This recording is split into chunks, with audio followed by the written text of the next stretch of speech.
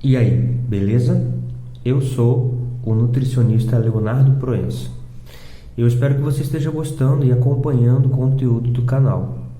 A partir de agora, falando sobre recomposição corporal, nós vamos entrar num tema um pouco mais complexo, que é a função hormonal. E aí eu espero que você esteja atento e isso te ajude no seu processo rumo à recomposição corporal, a perda de gordura e ganho de massa muscular. Tá bom? Acompanhe aí.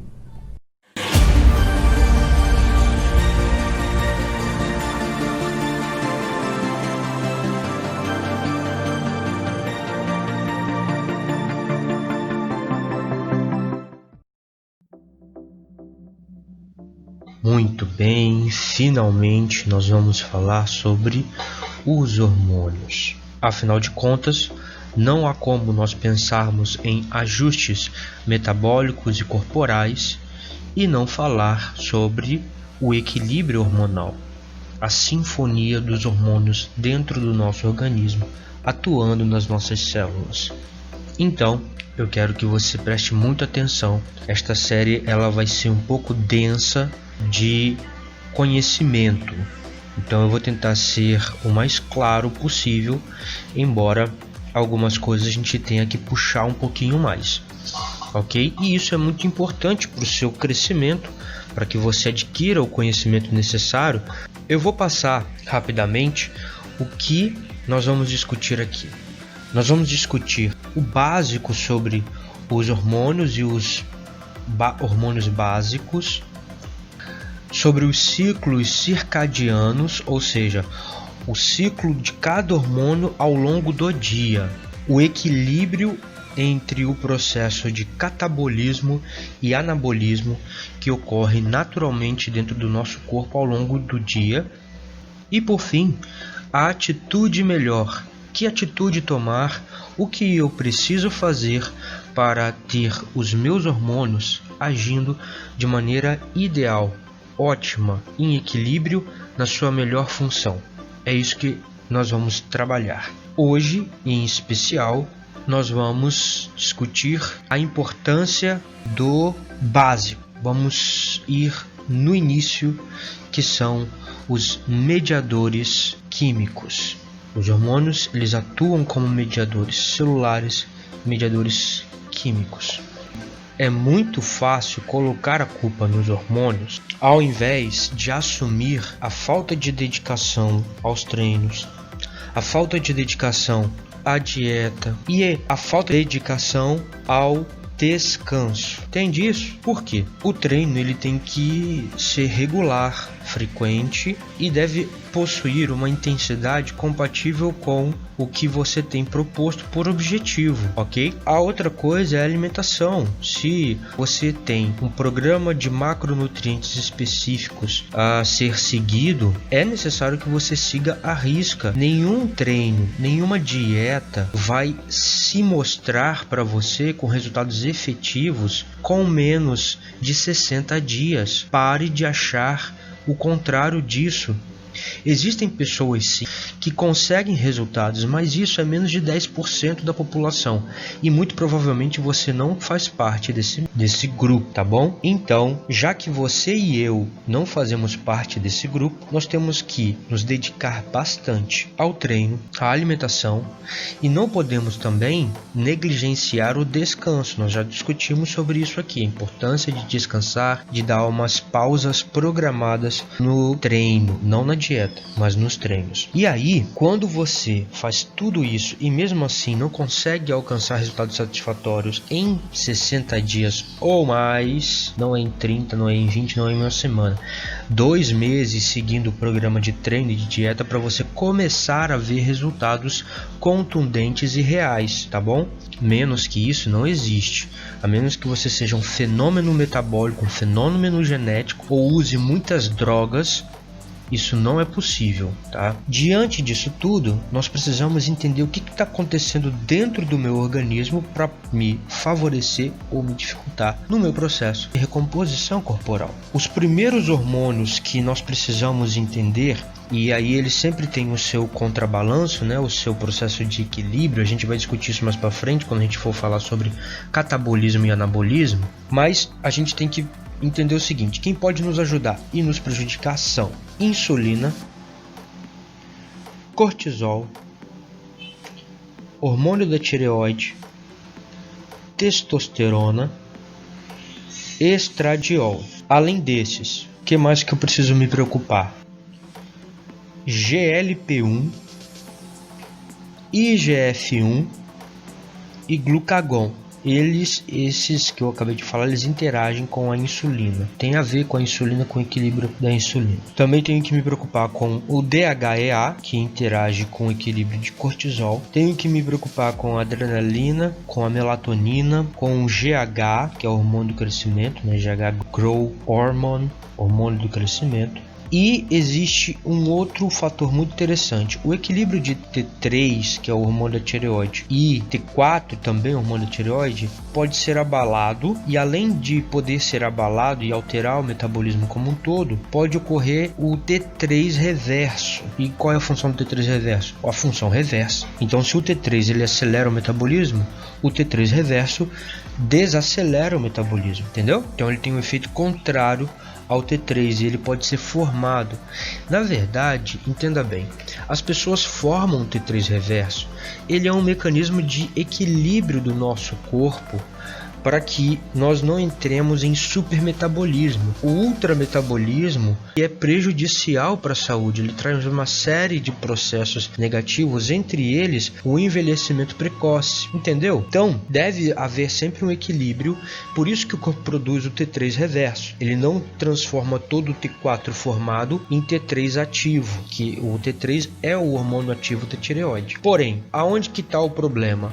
Quando começa-se a ter uma formação muito grande de T3 reverso em detrimento ao T3 ativo. E aí a pessoa entra num estado meio que de hibernação. Por quê? Os animais que hibernam, o urso e alguns roedores, no momento da hibernação, é exatamente isso que acontece. Eles liberam muito o T3 reverso, que desacelera absurdamente o seu metabolismo. Não é isso? É um ponto a ser considerado. Falei ainda da testosterona. Muito bem. A testosterona ela deve estar em equilíbrio com o estrogênio, que é o E2 ou estradiol, o principal estrogênio do organismo humano.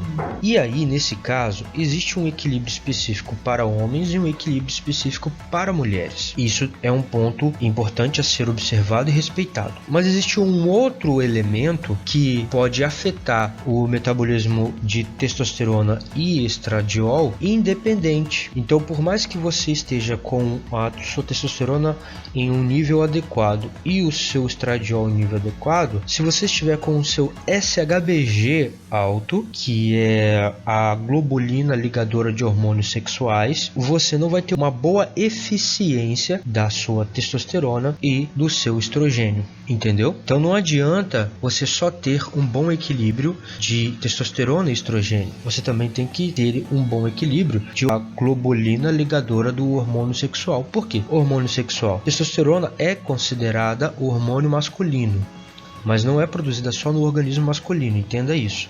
Ela também é produzida no organismo feminino. Ela só é considerada o hormônio masculino porque o homem tem 10 vezes mais testosterona que a mulher. E, em contrapartida, a mesma situação ocorre em relação ao estrogênio, entendeu? No caso, a mulher tem aproximadamente 10 vezes mais estrogênio que o homem. E aí o equilíbrio é diferente.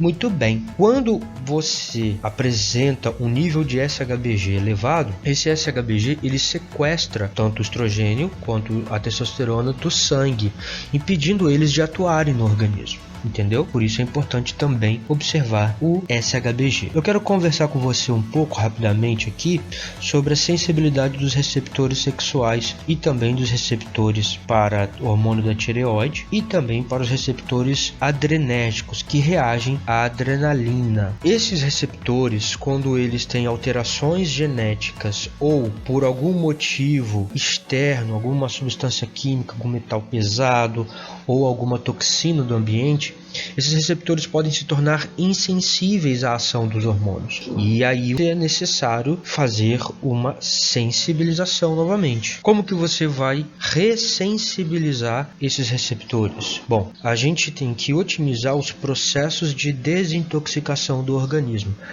O termo ideal seria destoxificação. Tá bom? Todo o nosso corpo, todas as células, especialmente as células hepáticas, as células do fígado, são muito boas nesse processo. Elas têm muitos mecanismos eficientes para isso. E quando a gente fala entrar num processo de detoxificação, significa que eu vou trabalhar um sistema de alimentação, de exercício e de algumas atividades que vão otimizar, vão amplificar esse mecanismo que já é natural e já ocorre naturalmente. Eu só vou otimizar esse mecanismo e deixá-lo ainda mais eficiente, tá bom? E aí a gente consegue novamente reaver essa sensibilidade perdida. Então a base é essa, são esses hormônios, eles são a base do que nós vamos discutir daqui para frente. E só para você não ficar sem nenhuma informação mais legal, eu quero te falar o seguinte: os receptores de estrogênio têm sido sensibilizados na população mundial através de uma coisa chamada xenoestrógenos. Xeno é de fora, forasteiro, e estrógenos seria relacionado ao hormônio feminino, de natureza feminina. Então eles poderia dizer ao pé da letra que são hormônios femininos que vêm de fora, estrangeiros. Mas do ponto de vista médico, são substâncias do ambiente que sensibilizam o receptor para estrogênio, não sendo estrogênio, ok? E qual é o malefício disso? No caso dos homens, perde-se a sensibilidade à testosterona, e aí o homem perde alguns mecanismos relacionados ao efeito da testosterona no próprio organismo. E no caso das mulheres, exacerba o efeito dos estrogênio. E qual que é o malefício mais imediato disso? No caso do homem, uma perda ou ausência de pelos pelo corpo, falhas na barba, alterações emocionais, alterações de capacidade de raciocínio lógico, de raciocínio espacial e também dificuldade em ganho de massa muscular e perda de massa gorda. E no caso das mulheres? No caso das mulheres é predisposição à celulite, aumento exagerado da glândula mamária. Então algumas mulheres com uma sensibilidade maior acabam desenvolvendo seios muito além do que seria fisiológico ou adequado, predisposição a câncer de mama ou câncer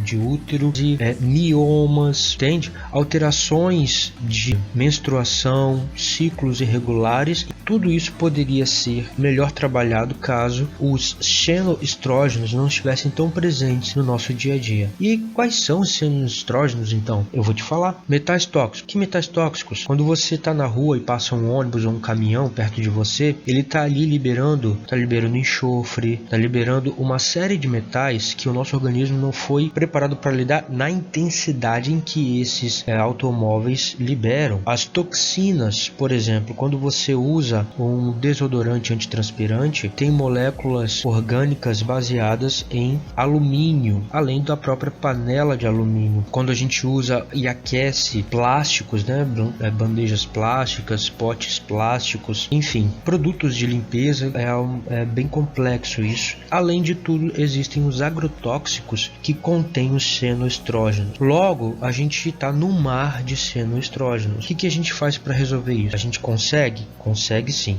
A gente tem que otimizar os nossos mecanismos através de os fitoquímicos, substâncias presentes em frutas e verduras, através de uma boa microbiota intestinal, de uma boa função de células intestinais e de um fígado blindado, tá? E a gente já discutiu um pouco sobre cada um desses pontos. Ok, aí que estão os xenoestrógenos e é assim que a gente luta contra eles. No nosso próximo encontro, nós vamos discutir sobre os ciclos diários, como que os hormônios se comportam no meu corpo ao longo do dia e como eu posso tirar benefícios para mim e também como eu posso entender por que o meu corpo está reagindo de determinada forma em determinado horário específico. Fica para a próxima, acompanha com a gente. Não se esqueça de dar o like, de compartilhar esses vídeos se você acha que vai ajudar alguém e também comentar aqui embaixo o que você está achando e o que você gostaria de ver. Forte abraço e até a próxima.